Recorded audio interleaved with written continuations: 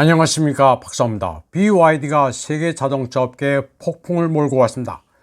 65리터 연료 탱크를 채우고 공식적으로 2100km, 실측정으로는 2400km를 기록하는 거짓말 같은 연비의 세계가 깜짝 놀랐습니다. 기적적인 것은 파격적인 가격이었습니다. 시작가가 99,800유엔, 가장 높은 사양이 139,800유엔이라는 가격은 타 브랜드가 경쟁조차 불가합니다. 가격 경쟁이란 게임의 규칙을 아예 깨버렸습니다. 중국인들을 이를 시엔쭈워즈, 테이블을 들러 엎었다고 표현합니다. 우선 중국 국내 시장에서 BYD와 가격으로 경쟁할 차량은 없습니다. 중국 내 B세그먼트와 C세그먼트 차량의 가격표입니다. 벤츠 C클래스가 33만에서 38만 유엔, 닛산 블루버드 CLP가 10만에서 14만 유엔, 아우디 A4가 32만에서 40만 유엔, BMW 5가 43만에서 56만 유엔, 혼다 어코드가 17만에서 22만 유엔, 토요타 캠리가 17만에서 23만 유엔, 닛산 티아나가 17만에서 23만 유엔 선입니다. 독일 3사는 그렇다 치고 대중 브랜드인 혼다, 토요타, 닛산도 BYD와 상대가 안됩니다. 지금 중국 국내 시장에서는 BYD를 사기 위해 줄을 서고 있습니다. BYD가 레드오션인 중국 국내 시장을 석권하게 생겼습니다. 이미 중국에서는 소비자들의 연비 측정 영상이 넘쳐나고 있습니다. 시안에서 장춘 또는 우르무치에서 충칭까지라는 검색어가 많습니다. 해외에서는 뉴욕에서 마이애미, 브리스번에서 멜번, 싱가포르에서 방콕까지라는 표현이 화제입니다. 그러나 중국이라면 무조건 무시하고 보는 한국에서는 이미 차가 출시됐는데도 차가 나와봐야 한다, 저거 다 거짓말이라는 식으로 사오정 같은 소리를 하는 이들이 의외로 많습니다. 아직도 중국이라면 짝퉁이나 만드는 나라로 여기면서 우습게 여기는 사람들이 적지 않습니다.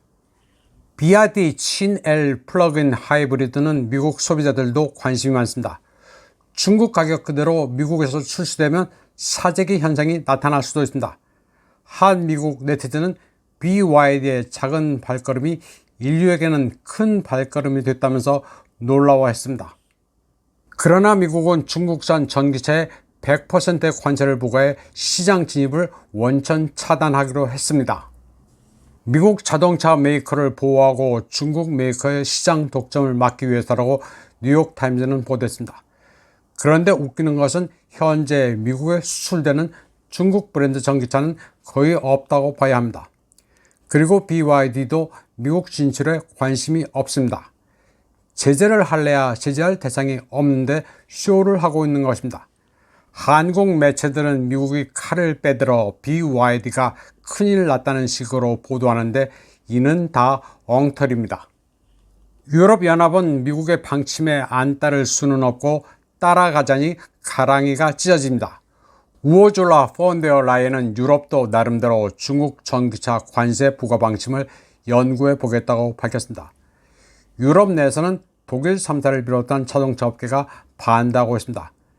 지금 10% 선인 관세를 몇 배 올리더라도 중국차 원가가 너무 저렴해 별로 타격을 주지 못할 것이라는 견해가 지배적입니다.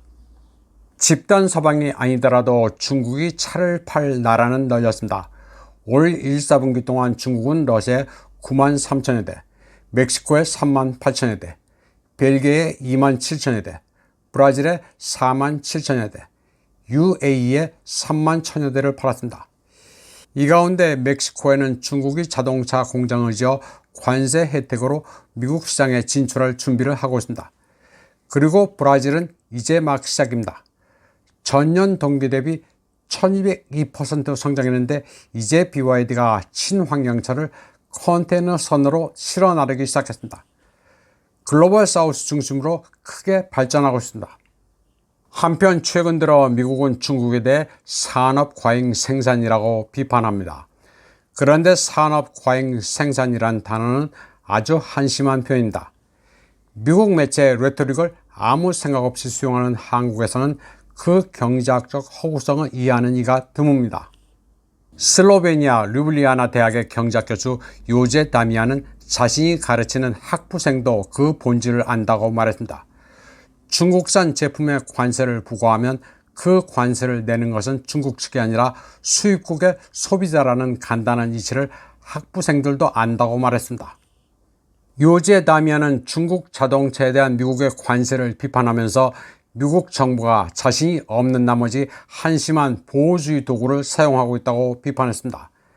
그는 미국의 생산의 비교 우위보다는 정치적 지배력에 더 관심을 두고 있다고 말했습니다.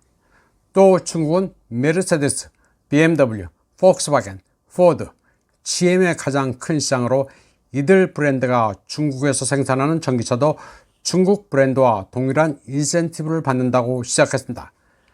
참고로 중국의 보조금은 차 한 대당 8,000유엔 수준입니다. 그리 높은 금액도 아닙니다.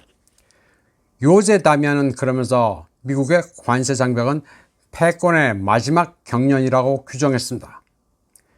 이번 방송은 여기까지 하겠습니다. 시청해주신 여러분 감사합니다.